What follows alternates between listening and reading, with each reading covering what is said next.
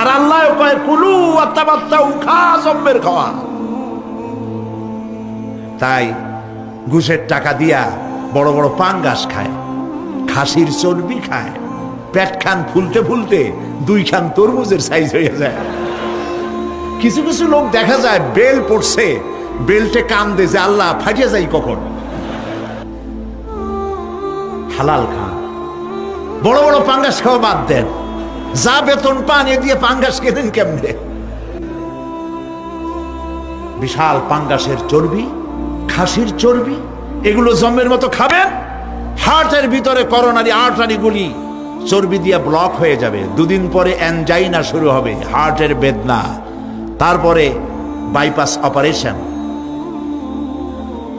সুতরাং ওগুলো খাইয়া হারাম, খাইয়া কোনো মজা নাই। কম দামের জিনিস খান, যা হালাল বেতন পান, কম দামের জিনিস খান, কচু শাক খান। হাসতেছেন?